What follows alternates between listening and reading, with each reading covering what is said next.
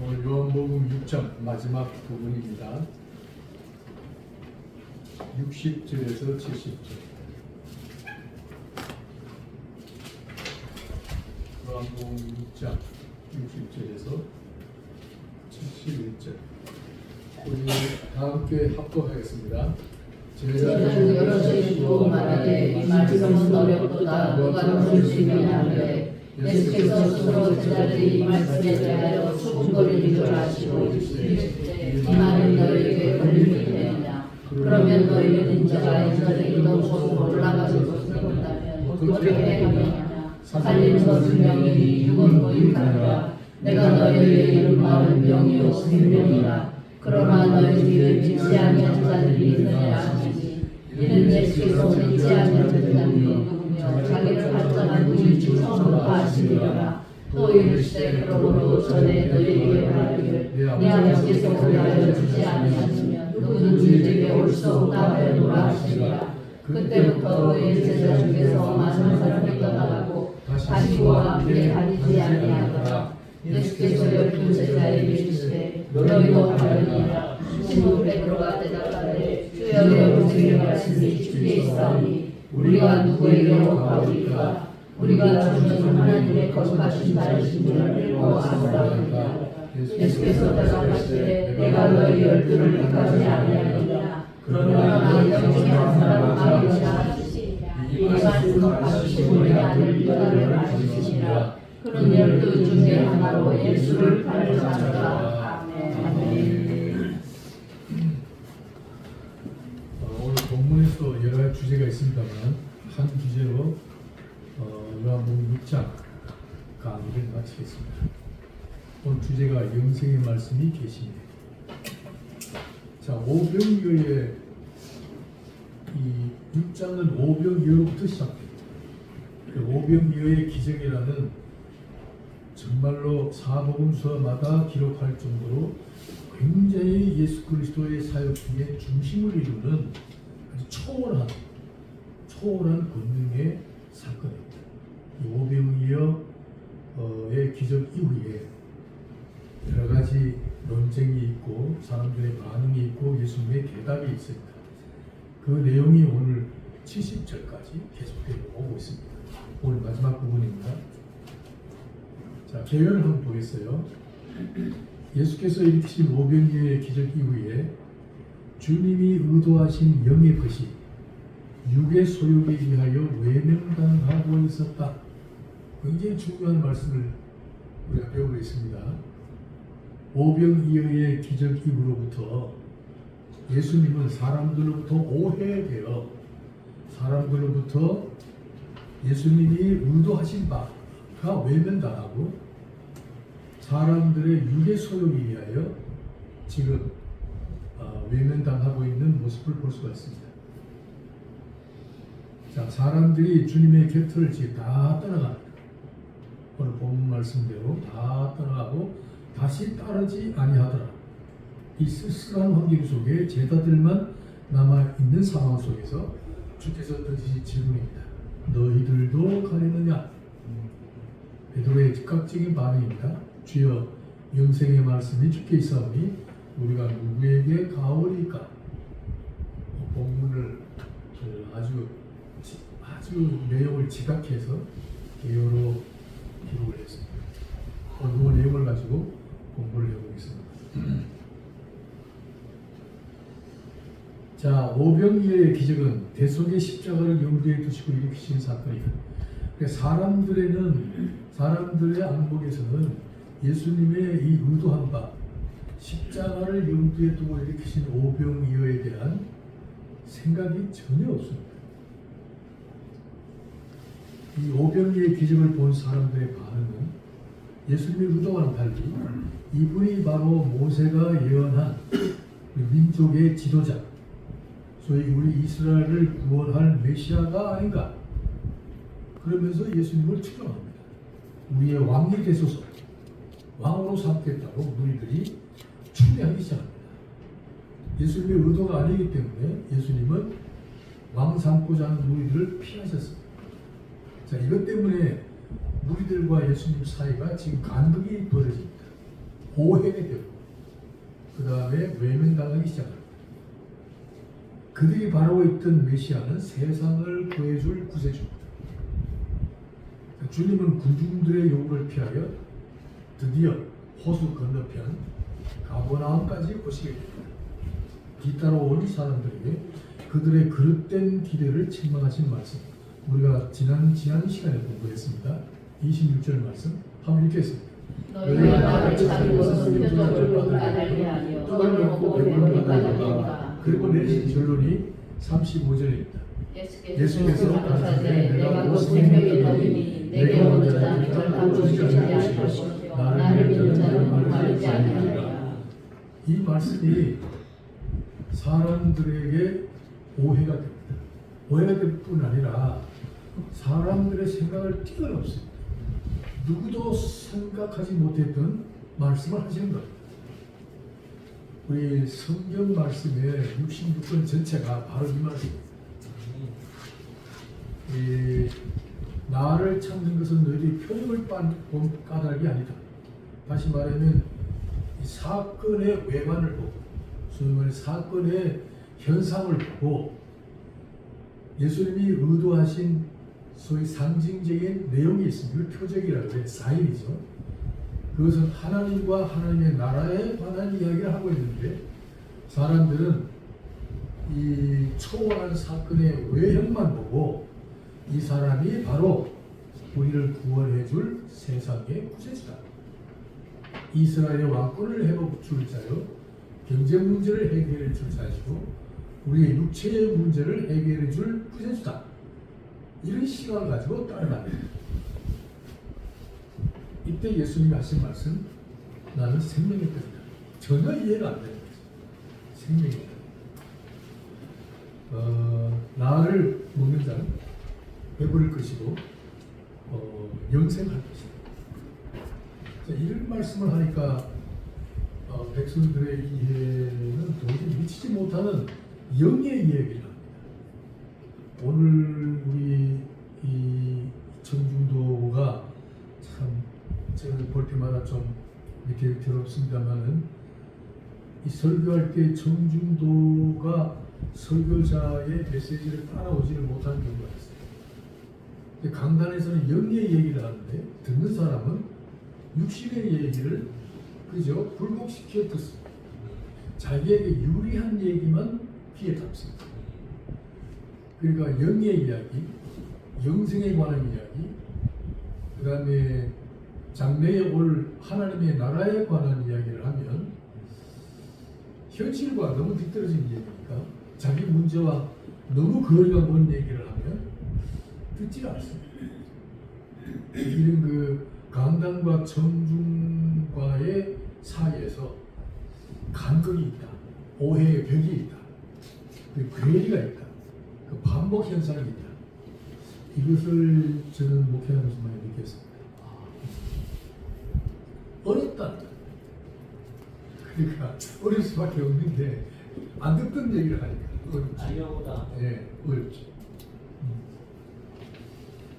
자, 이런 가운데 오병이의 기적을 두고 주님이 가르치신 내용은 생명에 관한 것이었다. 이것이 진리입니다. 이걸 배워야 됩니다. 생명은 지난 시간에 공부했습니다. 생명은 육체의 생명이 아닙니다. 의사가 진단하여 내린 생명이 아닙니다. 예수님이 하신 생명은 조회라고 합니다. 영원한 생명, 영생. 우리는 교회 안에서 영생의 말씀을 듣기를 즐겨해야 되고 또 어떤 말을 하더라도 영생의 말씀으로 해석해서 이해를 해야 돼요. 그래서 그 영생에 관한 메시지를 들을 줄 아는 수준이 돼야 됩니다. 좀 우리 교회의 청중도의 수준이 영생의 말씀으로 이해하고 영생의 말씀으로 재해석하여 들을 줄만 안다면 한국 교회가 뭐 이렇게 야망스럽게 안 해도 아마 우리 사회가 잘 잡혀야 될 겁니다. 복잡한 일이 안 되는. 예수님은 영생의 말씀을 하시는데 사람들은 육신과 세상의 것들을 요구하고 있었습니다. 드디어 그들은 수군거리기 시작했습니다. 우리 지난 시간 공부했죠? 수근거린다는 말이 뭐예요? 그냥 수근수근 거리는 게 아니고 수근거린다는 뜻은 선동한다는 뜻이에요. 군중들 틈에 끼어서 예수 그리스도를 비난하고 그리스도를 비판하는 선동을 일으키는 말이 수근거리다. 그러니까 유대인들은 노골적으로 군중들 속에 들어가서 예수 그리스도를 비판하고 비난하는 선동을 일으키고 있습니다.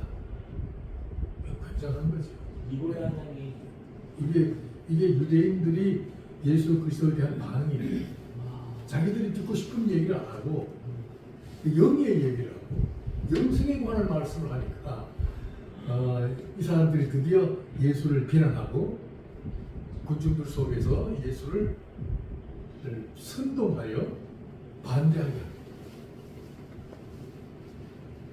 이 사람이 나사렛 동네 요셉의 아들임을 우리가 알고 있는데 어떻게 자신이 하늘에서 내려온 인자라 하느냐?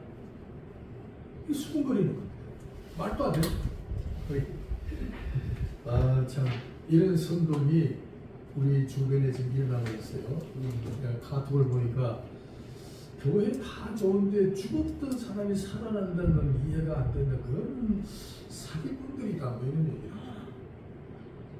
죽었던 자가 살아난다는 것은 너무 나갔다. 뭐 이러더라고.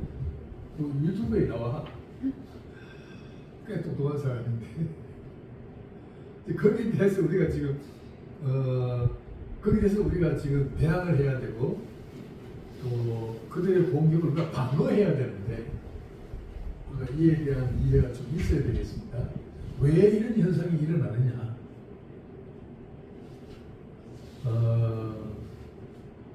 여러분 영의 진리를 사람들한테 설명하는 것이 얼마나 불가능한 것인가를 보여주는 장면이에요. 지금 사람들에게 영의 것, 영생에 관한 것, 죽었다가 다시 살아나서 다시 죽지 아니하는 새 생명에 관한 지식, 이것을 설득시키는 일이 얼마나 불가능한가를 보여주는 장면입니다. 우리가 지금 전도를 하잖아요.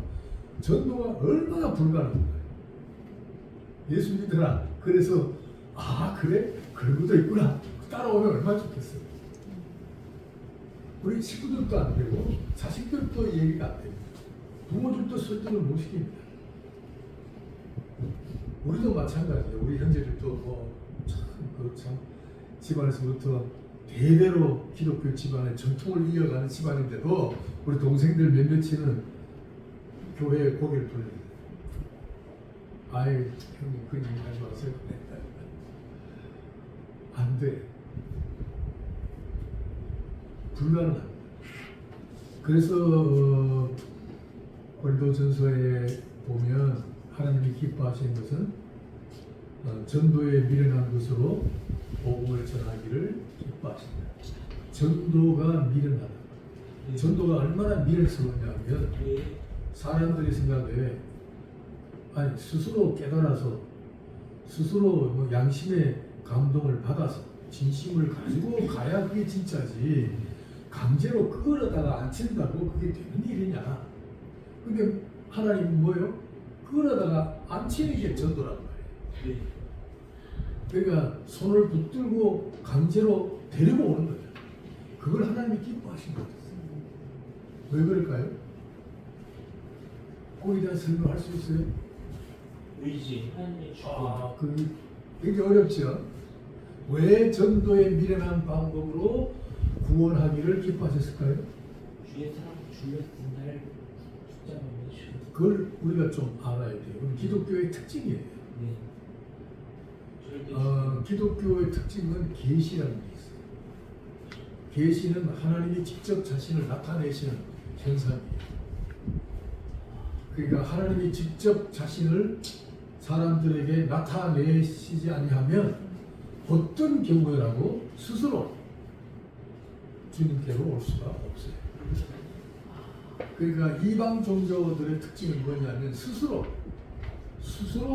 구도의 길을 가요.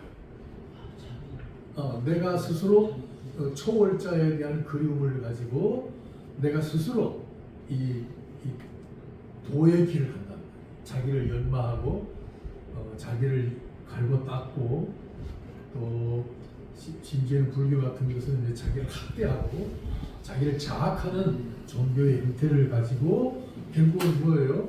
육체를 벗어나서 자연의 순수에 이르는 구도의 길을 간다. 그거는 인간이면 누구나 다 그런 초월자에 대한 향수를 가지고 있기 때문에 가만히 두면 다 우상숭배의 길을 가요.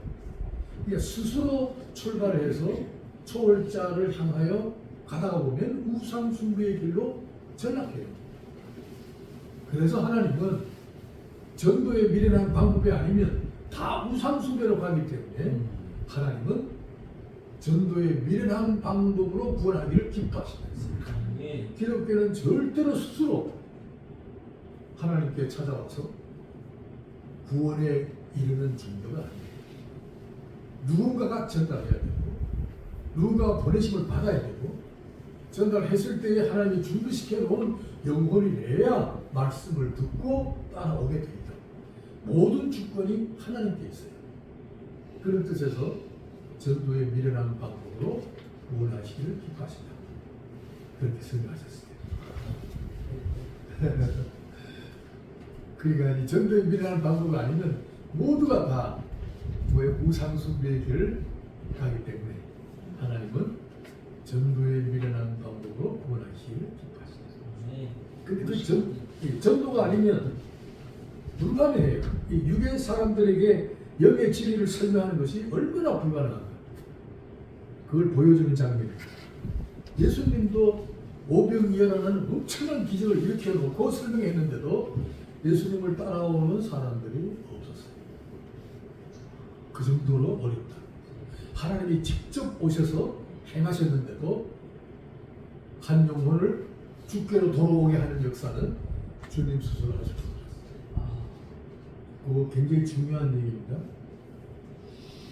자, 이에 대하여 요한은 이미 그리스도의 공생애를 이렇게 언급한 바가 있습니다. 한번 읽어요. 시작. 빛이 어둠에 빛이 돼 어둠이 깨닫지 못하더라. 자, 영생의 말씀을 가르치시는데 저 빛의 말씀이죠. 감추어졌던 하나님의 나라에 관한 이야기, 그것을 빛이라고 얘기했어요. 빛이 어두움 가운데 빛이었다.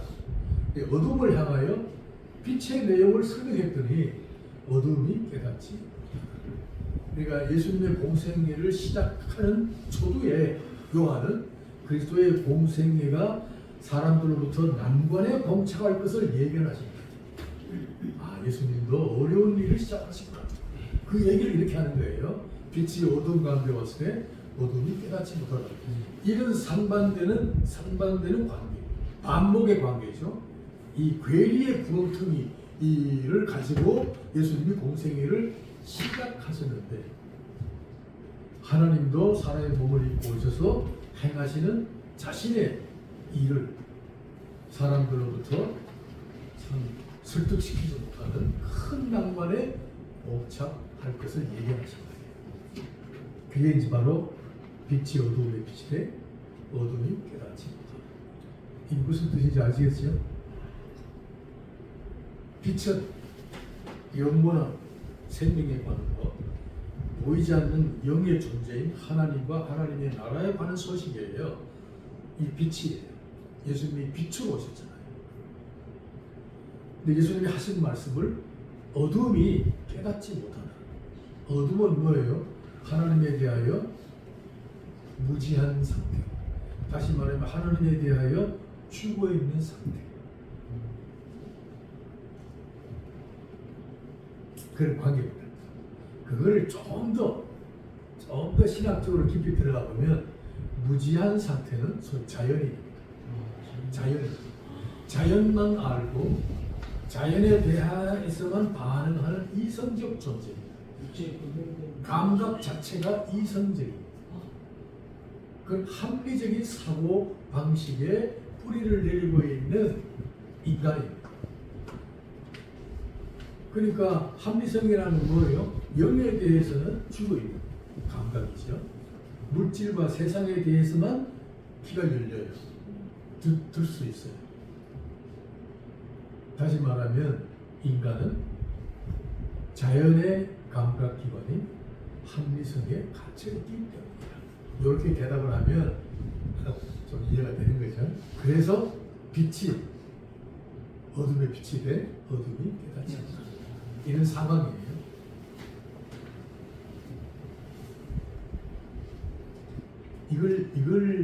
이것을 공부하면서 뭘 느끼게 됐냐면, 그렇다면 우리는 어쩌다가 빛의 얘기를 듣게 됩니다.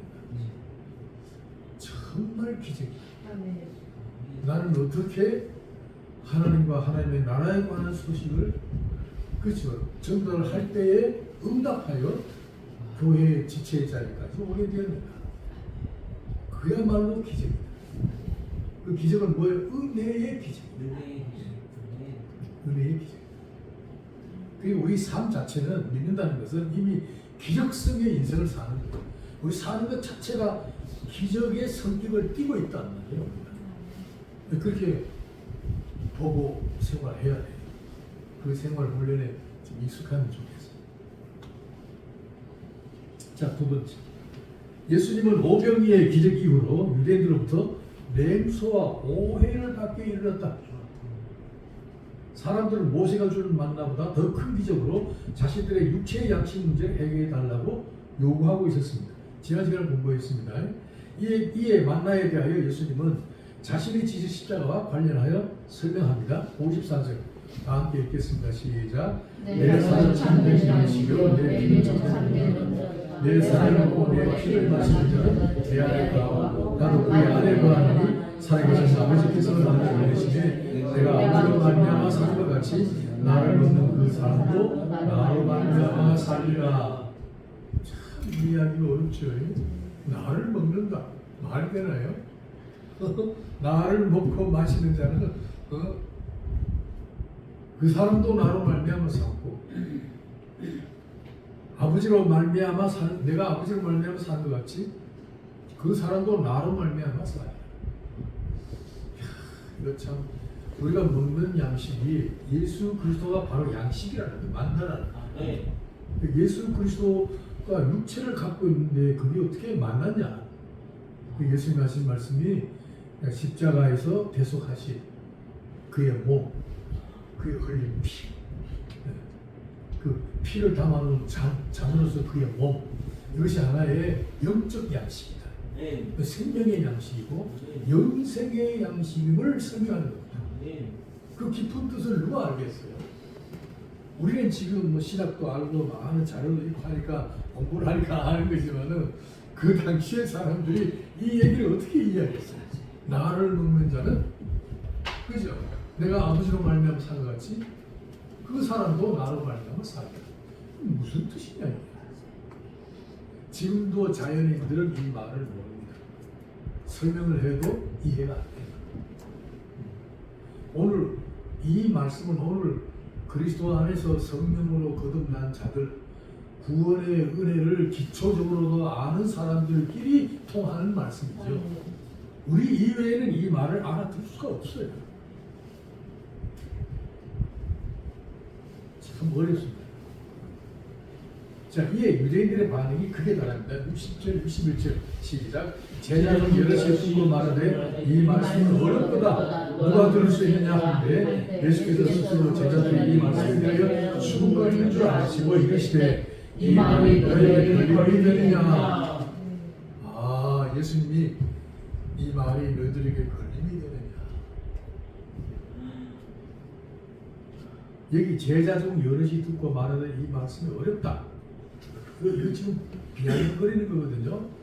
여기 제자로 등장한 사람들은 자칭 그리스도의 제자라는 사람들입니다.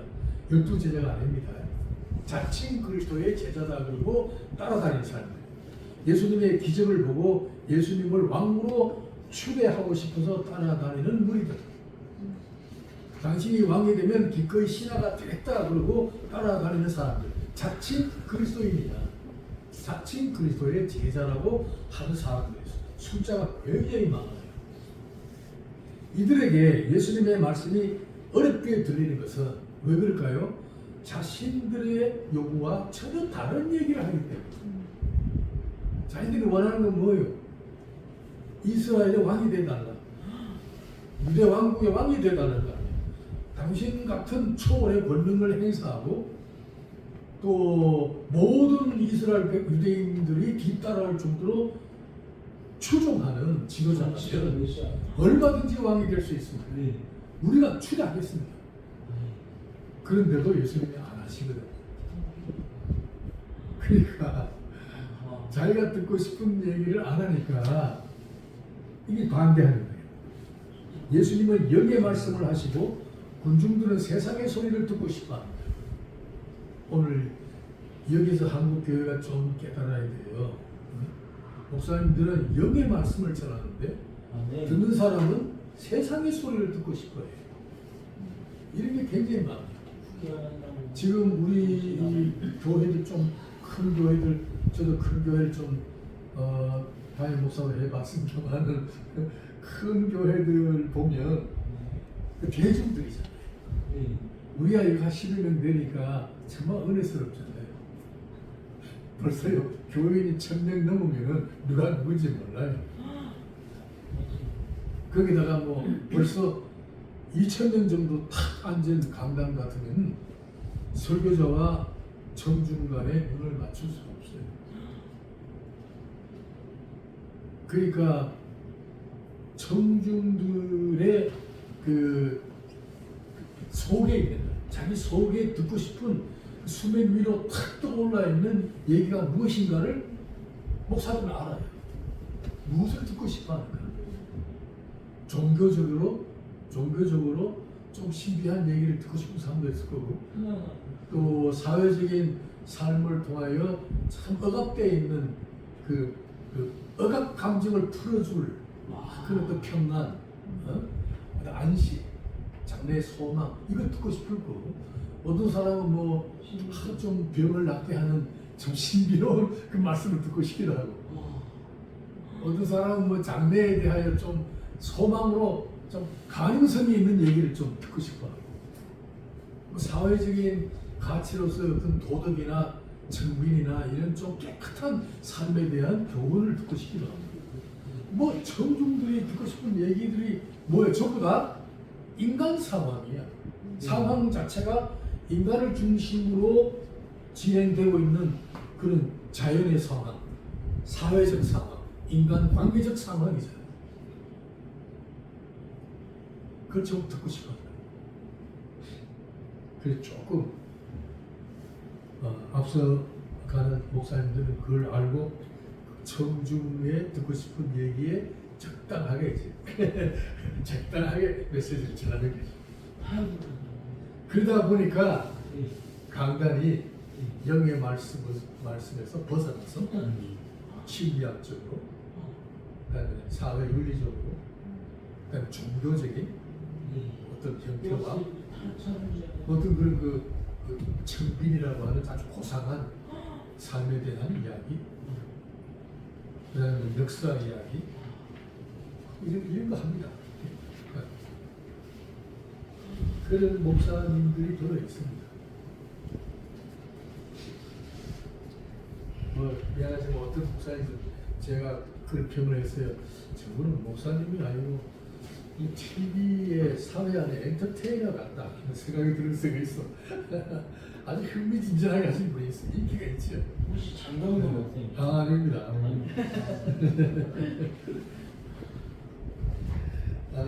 참 이런 면에서 우리가 좀 경각심을 가져야 합니다. 자, 이들은 그리스도를 믿는다고 자칭 그리스도의 제자라고 하면서 정작 주님의 말씀을 따르지 않은 자들입니다. 소위 불신자. 오늘 우리 교회 안에 제가 추산컨대 한 50% 이상은 바로 이런 종류의 사람들 아닌가. 믿는다 하면서 정작 불신자의 수준에서 교회를 출석하는 사람. 믿는다 하면서 자기 주장을 앞세운 사람. 자기가 듣고 싶은 얘기만 골라서 듣는 사람. 또 기분 나쁜 얘기를 하면 뒤에서 수글. 뭐 이런 분들이 상당히 많습니다. 참 다루기 힘듭니다. 이런 분들일수록 보면 상당히 지적인 수준에 있는 분들이고 나름대로 사회적으로 자기 분야에서 전문 식견을 가지고 어느 정도 영향력을 가진 분들입니다. 자, 이분들을 상대로 우리가 뭘 해야 돼요? 오늘 예수님 말씀대로 내가 전하는 것은 영과 영생에 관한 이야기다. 다른 얘기는 아니다. 꼭 기억해야 돼. 영과 영생에 관한 이야기를 하는 거다. 내가 일으킨 기적도 영과 영생을 내용으로 일으키죠. 내가 가르치는 교훈도 영과 영생에 관한 것이다. 너희들이 원하는 얘기를 내가 하는 게 아니다. 그런 뜻이죠. 그래서 결론을 이렇게 내립니다. 살리는 것은 영이니 육은 무익하니. 이거 유명한 구절이죠. 자, 62절, 63절 한번 읽겠습니다. 시작. 그러면 너희가 영자가 이전 곳으로 올라가는 본다면 어떻게 하겠느냐? 살리는 것은 영이니 육은 무익하니라. 내가 너희에게 이른 말은 영이요 생명이라. 야, 이거. 네. 우리가 여기에 초점을 맞춰야 돼. 우리 예수 잘 믿으십시다. 이렇게 믿어야 돼. 여기 보세요. 그러면 너희는 인자가 이전에 있던 건 뭐예요? 하늘나라였어요. 하늘나라에 승천하는 것을 직접 목격한다면 어떻게 할래? 그 얘기. 살리는 것은 영이니 육은 무익하니라. 내가 너희에게 이른 말은 영이요 생명이니라. 자, 저는 앞으로 일어날 승천의 역사적인 사실을 목격하게 될 것을 예언하십니다. 엄청난 얘기입니다.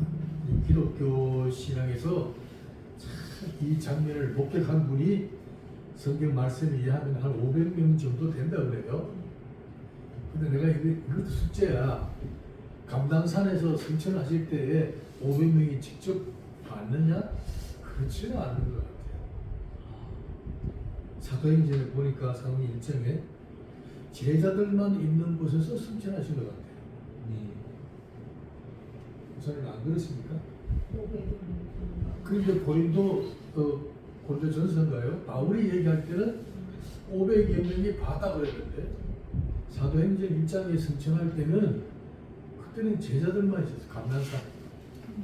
근데 그게 중요합니까? 그러니까 그래도 뭐 사실은 분명하게 밝혀야 되니까. 그러니까 승천한 사실을 500명이 봤다 합시다. 그런데 초대교회의 다락방에서 주의 분부하심을 따라 성령을 기다렸던 성도는 120명밖에 안 돼요. 직접 목격했는데도. 그럼 380명은 어디로 갔어요? 숙제죠.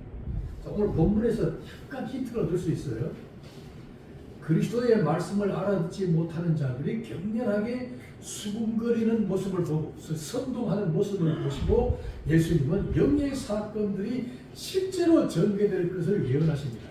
앞으로 대속의 십자가를 지시고 다시 살아나셨다가 원래 있던 곳 하늘나라로 승천하신 것을 지금 말씀하십니다. 원래 계셨던 하늘로 올라가신 것을 너희들이 직접 본다면 그때는 어떻게 할래? 그 뜻이에요. 그때도 수군거리겠느냐? 직접 본다면 그 얘기죠. 참, 오늘 우리가 이런 예수님의 마음처럼 오늘 우리도 그렇잖아요. 아무리 권해도 안 믿고 아무리 믿어야 된다. 그것이 희망이 있다. 그래야만이 뭐 병도 낫고 집안도 좋아지고 자녀도 평화롭다. 예수 믿자. 좋은 얘기 다 하죠. 그래도 안 믿습니다. 봤느냐? 천국 봤어요? 지옥 봤어요? 죽었다가 살아났다는데 그거 직접 봤어요? 그렇잖아요. 그럴 때 나도 그럴 때가 있었어요. 목사니까 하고 막 그러면 하나님 직접 한번 보여주십시오. 안진뱅이를 하면 이렇게 해주세요. 사람들 보는 데서. 그죠? 좀 그런 걸 한번 직접 보게 해주십시오.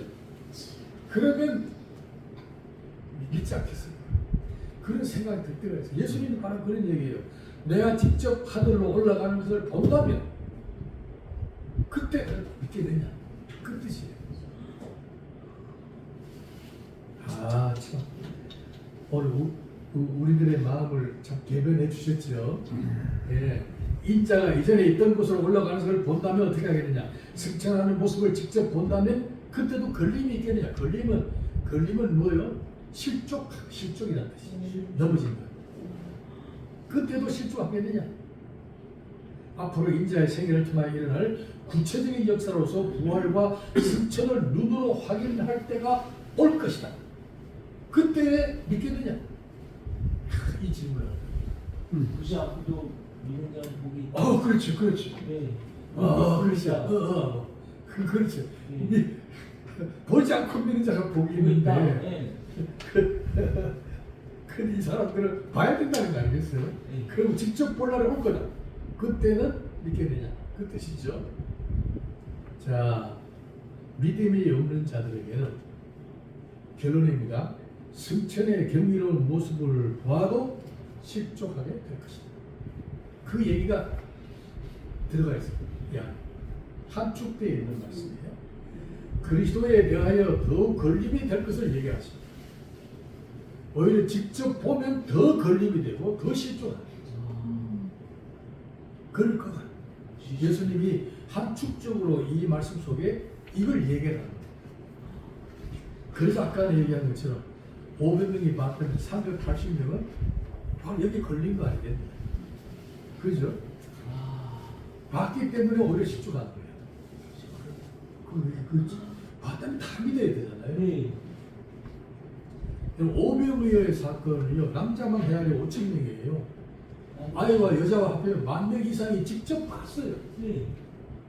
그죠? 바구니에 다시 채워지는 5병이요. 그게 나만 아니라 내 옆에 있는 사람들도 5병이요. 그 조그마한 어린이 도시락 하나 가지고 10,000명 이상의 저녁 식사죠. 저녁 식사 한 끼를 해결하고도 부스러기가 12강지가 남을 정도로 이건요, 기적도 보통 기적이에요. 죽었다가 살아나는 것보다 더 큰 기적이 직접 봤잖아요. 그런데도 수군거립니다. 그러면 내가 앞으로 승천할 것을 본다면 어떻게 하겠느냐? 다시 말하면 그때도 너희가 실족할 것이다. 그런 말씀을 하시는 거예요. 야, 참 이런 걸 보면 오늘 참 교회를 다 떠나는 이런 분위기 속에서 우리가 지금 성수주일하고 이게 참 이 작고 초라한 교회에 오후 예배까지 성경 공부하고 있다는 이 사실이요. 이거 보통 기적이 아니에요. 그야말로 이것은 하나님이 보실 때에 하나님이 스스로 일어서실 정도로 우리의 모습을 보시고 얼마나 점수를 매기시겠어요. 지금 교회를 다 떠나가잖아요. 네. 내가 들었는데 우리 교단으로 해도 한 600개 교회가 문을 닫았다. 작년 1년 동안. 지금 성도들이 거의 50% 정도가 다 세상으로 가버렸대요. 지금 여러분이 다녔던 큰 교회들이 텅텅 비어 있어요. 젊은이들은 더더구나 교회에 오지도 않고. 이런 시대입니다. 그래도 오늘 우리가 교회를 개척하고 그다 10여 명이 모여서 예배 드리는 거, 이 모습이 너무나 숭고하고 아름답고 신앙의 정절을 지키는 그 신부로서의 교회의 진정한 모습이죠. 신랑이 자기 사명을 분부하고 떠났어요. 내가 올 때까지 신랑의 정절을 지키라 그러고 신랑이 떠났어요. 다시 오시마 하고 우리 교회는 신부로서 신랑 오기를 기다리면서 고대하면서 신랑의 분부하신 대로 성수주의하고 전도하고 하나님의 나라와 의를 추구하면서 살고 있어요. 얼마나 존귀합니까? 그래서 저도 조금 더 오래 살고 싶어요. 나머지 떠나버리면 그죠? 아니 본사님이 안 그래. 이 교회에서 나머지 우리 둘이 떠나버리면 어떡하냐. 쓸쓸할 것 같아. 그래서 참 이 귀한 자리에 오래 있고 싶어요. 아멘. 자, 그러나 영으로 살아있는 자들에게는 영광이 될 것이다. 이거 중요해요. 영으로 죽어있는 자는 더욱 실족해요. 그러나 영으로 살아있는 자는 성천의 모습을 보면 더욱 그죠? 감격하고 영광스러울 거예요. 하나님께서 감춰두신 영원한 비밀의 계획은 그죠? 지금도 각 사람의 삶을 통하여 실현되고 있다. 이거 놓치지 마십시다. 보이지 않지만은 곧 드러나게 될 것이다. 예수님이 사람들이 그러잖아요. 앞으로 십자가를 지고 죽었다가 부활하셔서 내가 승천하게 될 것이다. 사람들 눈에 안 보여요. 그러나 이것을 역사적인 사실로 너희들이 목격할 때가 올 것이다. 곧 올 것이다. 마찬가지로 지금도 감춰두신 하나님의 영원한 비밀이죠. 우리 개인별로 하나님이 계획하신 것을 그래서 곧 드러나게 하실 때가 올 것이다. 아멘. 그 기대감을 놓치지 말아야 합니다. 그날이 가까우고 있습니다. 믿음의 눈으로 하나님의 영원한 계획이 드러날 것을 바라보면서 현실을 되찾읍시다. 네. 곧 드러날 때가 옵니다. 자, 그 다음에 중요한 말씀, 살리는 것은 영이다. 살리는 것은 영이니 육은 의인이다. 내가 너에게 이르는 말은 영이요 생명이라. 자, 영의 사실들. 영의 사실. 뭐예요? 그리스도. 그죠? 그리스도에 관한 스토리는 다 영의 것이죠.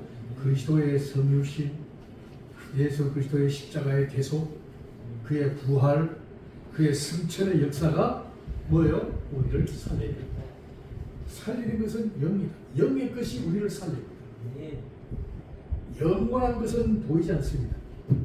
보이지 않는 것은 영원하고 변치 않는 진리. 그러니까 변치 않는 진리. 그죠? 또 영원한 것은 보이는 것이 있지 않아요. 보이지 않는 것이 있습니다. 고린도전서 4장 마지막 번이죠. 보이지 않는 것이 있습니다.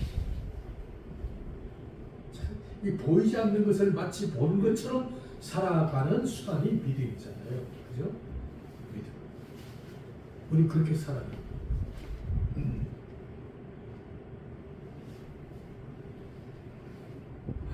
참. 영의 사실들이 우리의 삶을 분석해 합니다. 그 지난 시간에 배웠어요. 생명을 얻게 하고 더 분석해 가려는 것이다. 생명이 우리의 삶을 분석해 합니다. 자, 세상에는 반대로요. 세상에는 영원할 가치가 없다. 물질과 세상의 권력과 명예와 부귀 영화는 곧 사라지는 것들이지 우리와 함께 영원히 머물러 있지 않다. 이건 진리입니다. 이 진리예요. 참 같은 말이라도 이 말이 참 굉장히 실감이 가는 말이에요. 얼마 전에 우리 얘기 내가 누님이라고 그래 권사님 한분 청주에 계세요. 그 언니가 갑자기 돌아가셨어요.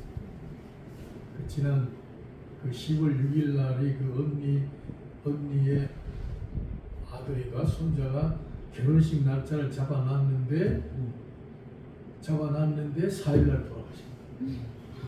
그러니까 결혼식 날이 곧 장례식이에요. 이렇게 돼버리니까 복잡해진 거예요.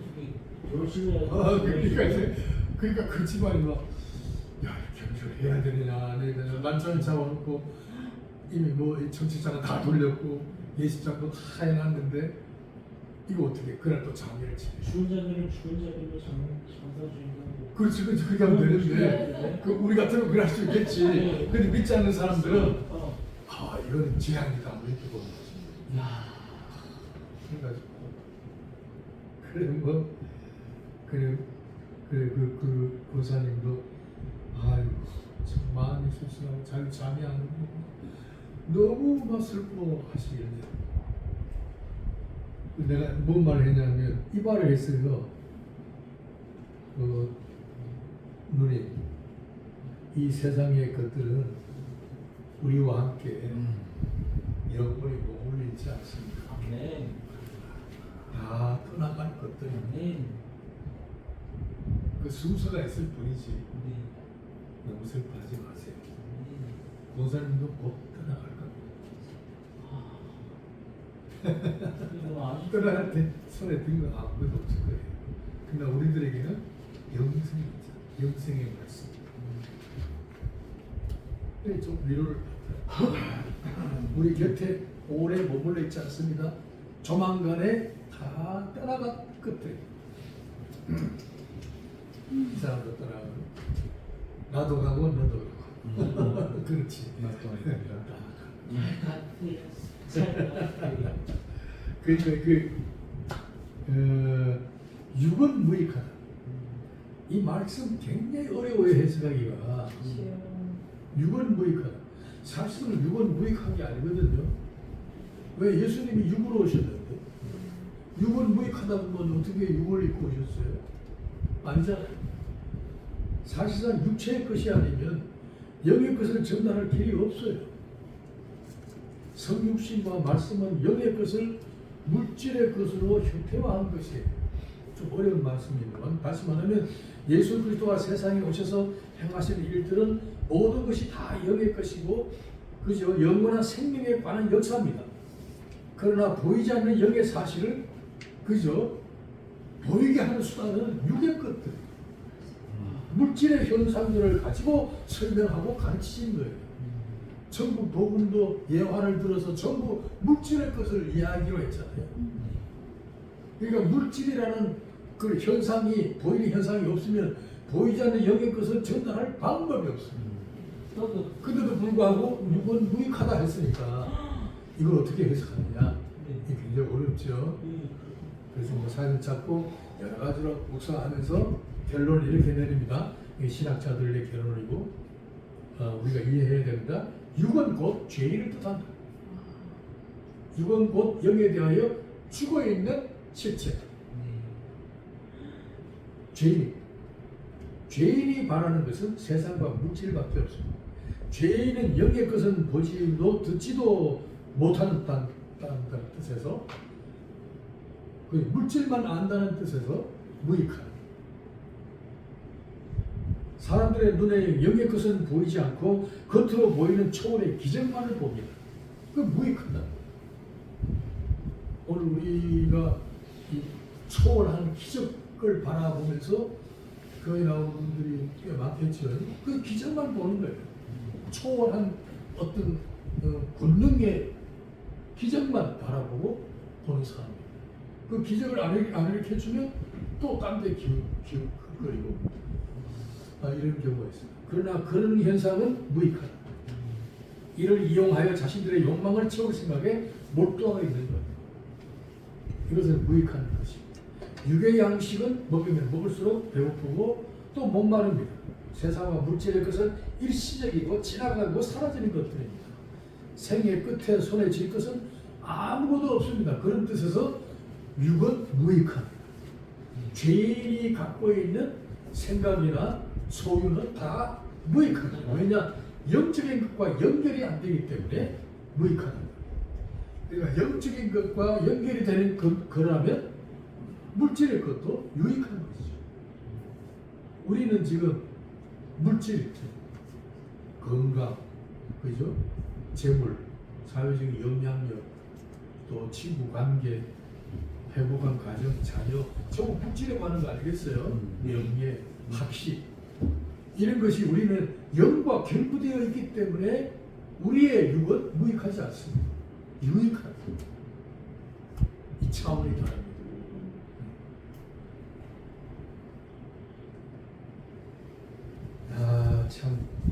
제가 이 구절을 읽고 내가 참 세상 많은 걸 감동받았는데 한번 읽겠습니다. 우리가 세상 아무것도 가지고 올 것이 없으니 또한 아무것도 가지 못하리니 우리가 먹을 것과 입을 것이 있은즉 족한 줄로 알 것이니라. 디모데전서 6장. 그 다음에 이 세상도 그 전성도 지나가되 오직 하나님의 뜻을 행하는 자는 영원히 거하느니라. 요한일서 2장 17절. 이 실감이 가죠. 육의 것은 일생 동안, 우리 입장에서는요, 육의 것은 일생 동안 수단과 과정으로 필요하다. 이거 꼭 기억하십시오. 수단과 과정으로서 필요한 것들이지 이것을 목표로 할 수는 없습니다. 우리가 돈을 벌 때 돈 버는 것을 목표로 할 수는 없습니다. 수단으로서 버는 거지. 하나의 천국 가는 과정에서 버는 것이. 그러니까 영생을 얻는 하나의 수단으로서, 영생과 관련되어 있는 어떤 과정으로서 내가 성공하고 출세하고 재물을 얻고 뭐 공부도 잘하고, 그런 우리 입장에서는 수단과 과정으로서의 필요한 것들이지 목표에서는 없다. 그래서 우리 그리스도인들은 수단으로서 과정으로서 돈도 많이 벌고 건강관리도 잘하고 애들도 출세시키고 그럴 필요가 있지. 왜냐 수단과 과정으로서 출세하는 것은 바람직합니다. 이해가 되겠죠? 돈도 많이 버십시다. 그래서 이 천국과 관련되어 있는 수단과 과정으로서 필요한 겁니다. 사실은요, 우리 돈 없으면 아무도 못해요. 개척교회 돈 없으면 안 돼요. 성교도 돈 있어야 해요. 그죠? 돈 없으면 할 수 있는 게 없어. 그러나 문제는 돈이 있어야 할 수 있다. 그죠? 돈이 아니면 안 된다. 그래서 돈이 만능이다. 이렇게 생각하면 그것은 일만하게 풀이가 되는 거예요. 그죠? 돈은 있어야 돼. 그러나 그거는 방법과 수단으로서 필요한 책이에요. 목표는 아니에요. 그래서 우리에게는 하나님이 계셔야 한다. 그 다음에 3번. 영생의 말씀이 주께 있으며 우리가 유괴로 가보니까 예수를 왕으로 추대하여 자기 정욕을 채우려던 자들은 일순간에 예수를 버리고 다 떠나가 버렸습니다. 이런 현상이 왜 일어났을까요? 예수님께서 행하신 일의 내용이 자기들이 듣고 싶은 세상 얘기가 아니라 영의 양식 문제를 들고 나와서 외치시기 때문입니다. 실감이 안 가는 거죠. 영생, 뭐 천국, 뭐 이런 걸 가지고 해결하고 외치니까 이 실감이 안 가는 것이죠. 신앙은 세상 문제와의 싸움이 아닙니다. 세상과 육신의 것들은 다 부수적인 것들이지 영적 싸움의 대상은 아닙니다. 신앙생활에서 마지막 쟁취해야 할 양식은 어디까지나 영원한 생명입니다.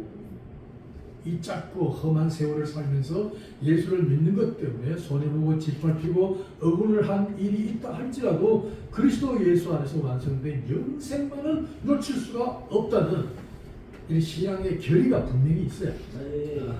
이거 놓칠 수 없다. 이런 게 성경에서 얘기하고 싶은 거예요. 이 중에 대표적인 인물이 야곱이에요. 야곱이 장자권을 거짓말로 사기치면서 쟁취했지만은 마지막 에서를 만났을 때도 형님 내가 잘못했습니다 하지 않았어요. 장자에 대한 얘기 한마디 안 꺼냈어요. 무슨 얘기예요? 야곱은 거짓말로 사기치더라도 이 장자권만은 내가 양보할 수 없다. 장자권이 뭐예요? 마태복음 1장 1절에 족보다. 예수의 족보는 전부 장자권 계대예요. 그러니까 야곱이 뭐예요? 동생으로 태어났지만은 영적으로는 장자권이에요. 다시 말하면 내가 다른 건 다 양보하더라도 예수 믿고 영생 얻는 것만은 양보할 수 없다. 이것을 끝까지 지켜야 돼요. 그게 야곱의 특징이고 하나님이 야곱을 사랑한다는 증거예요. 오늘 우리가 이렇게 살아요. 다 양보하더라도 이거는 놓칠 수 없다. 이런 계리가 분명히 있어야 돼. 67절 한번 읽겠습니다. 예수께서 12제자에게 이르시되 너희도 가느냐 시몬 베드로가 대답하되 주여 영생의 말씀이 주께 있사오니 우리가 누구에게로 가볼까? 우리가 그리스도의 그 자신 줄로 믿고 알았사옵나이다. 야, 참 보십시오. 그토록 분주하게 법설을 떨던 자칭 그리스도의 제자들은 무리를 지어 일순간에 다 사라지고 난 후 제자들만 쓸쓸하게 남아있는 자리에서 던지신 질문, 너희들도 가려느냐? 아, 참 예수님 마음이 얼마나 쓸쓸하시겠어요? 응? 오늘 하나님이 우리 교회를 아마요, 야, 다른 교회가 그죠, 사람들이 문을 닫고 가는데 너희들도 문 닫고 가려느냐? 그 질문 같아. 살려야 됩니다. 베드로는 군중들처럼 기적을 보고 남아있던 게 아닙니다. 영생의 말씀에 붙들려 있었습니다. 베드로는 먹고 배부르다는 이유로 예수님을 따라다니는 게 아닙니다. 베드로에게는 분명한 지식이 있었습니다. 예수 그리스도의 그 인자 되심에 대한 그 지식이 분명히 심령 속에 뿌리박고 있습니다. 맨 처음에 교회 열쇠를 줄 때도 베드로가 고백했어요. 주는 그리스도시요 살아계신 하나님. 이 고백이 베드로의 심령에 뿌리박고 있었어요. 신앙은 내가 받은 감동의 분량에 맡길 수도 없고, 그죠? 하나님의 분명한 지식에 의존되어 있다는 것. 이 감동이나 어떤 초월의 기적이나 내면의 희열과 같은 분위기에다가 맡길 수 없습니다. 신앙은 분위기에 맡기면 안 돼요. 그것은요, 순식간에 사라져요. 저는 그 얼마 전에 그 남준사가 그러더라고. 어느 교회의 찬양단 집회를 보라 그래. 그게 이제 그 송회가 뭐 그래, 그 집회하는 게 있잖아요. 가수 노래자랑식으로 이제 돌아다니면서 찬양하는 그룹들이 있다 그래. 봤어요. 이틀을 보니까, 야, 젊은이들이 수백 명이 모여서 춤추는데 무슨 카바레나 디스코의 뭐 그런 것 같아. 나이트클럽 같아. 똑같아. 그 뭐 조명 같은 거 비치고 사이케드릭한 그 음향 가지고 막 쿵짝쿵짝. 이야. 그래서 내가 참. 그 댓글을 쭉 보니까 댓글이 한 250개 달리는데 댓글마다 뭐냐면 오랜만에 속 시원합니다. 답답했는데 오랜만에 찬양하면서 기분이 좋습니다. 전부 다 이런 얘기가 기분 좋다는 얘기야. 시원하다는 거야.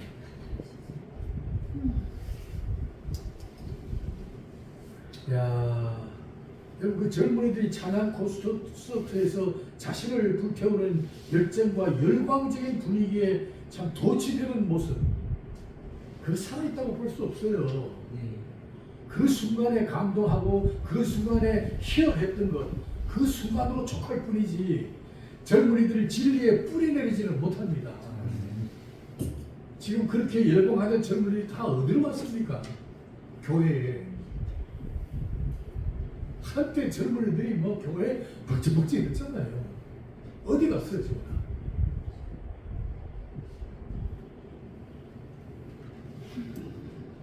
순식간에 사라집니다.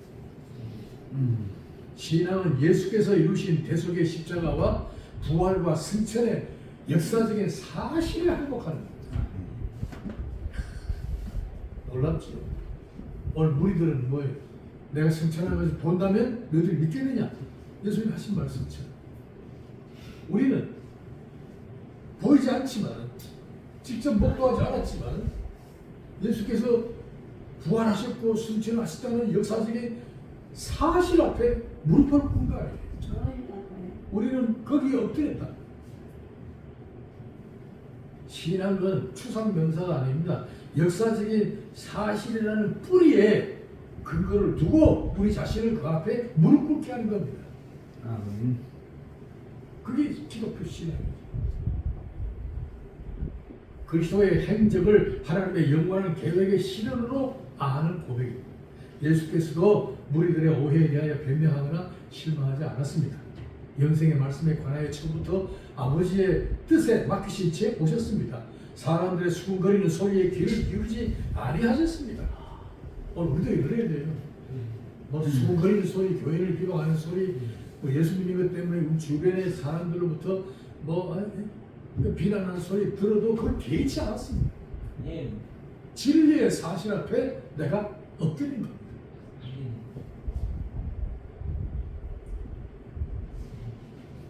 65절 말씀 한번 읽겠습니다. 또 가라사대 이러함으로 전에 너에게 말하기를 해 아버지께 오게 하여 주시지 아니하시면 누구든지 내게 올 수 없다 하느니라.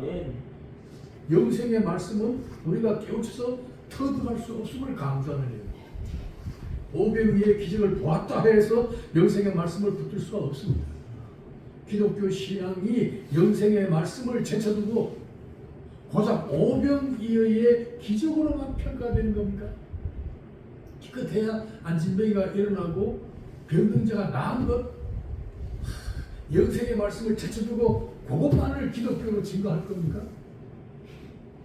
자, 영생의 말씀, 정말 영원한 하나님의 나라. 적어도 그 굵직한 제목을 가지고 그리스도인의 참 신앙의 걸음을 참 뚜벅뚜벅 걸어가야 되겠습니다. 네. 우리의 경각심을 불러일으켜주는 말씀, 영생의 말씀이 주께 있사오니 우리가 누구에게로 가오리까? 교회는 처음부터 은과 금을 주는 것이 아니라 낯선 예수의 이름으로 주는 것, 죄로 불구된 인간을 건강하게 일으켜 세우는 것, 영생의 말씀에 붙들려 사는 믿음의 사람으로 세워지는 것, 이것이 교회가 해야 될 일입니다. 네. 물론 수단으로, 방법으로 얼마든지 기도하여 기적을 일으킬 수 있습니다. 하나님이 허락하시면 안진병도 일어나고 암 환자도 일어나고 허락하시면 죽었던 자도 살아납니다. 지금도 우리에게 주신 기도의 특권입니다. 그건 전적으로 아버지께서 하시는 일입니다. 우리는 수단과 방법을 동원하여 얼마든지 기도할 수 있습니다. 그러나 그것이 전부가 아닙니다. 그것은 수단과 과정과 하나의 방법으로 만족하는 것이지 그것이 목표는 아닙니다. 목표는 뭐예요? 영생의 말씀. 거기에 붙들려 삽니다.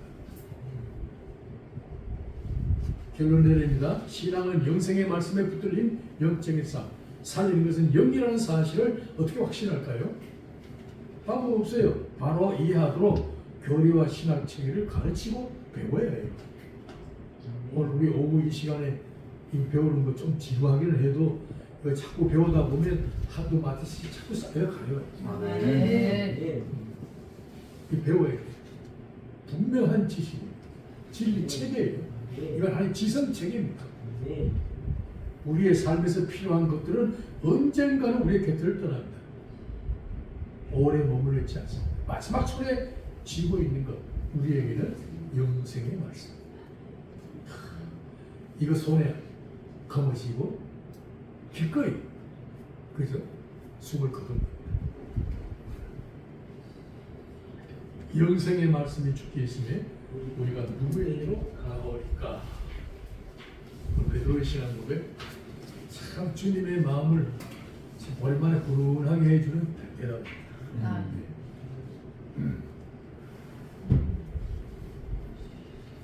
자, 오병이어 이후에 여러 가지 대화를 통하여 잠시 공부를 했습니다. 다음 주에는 7장으로 들어가겠습니다.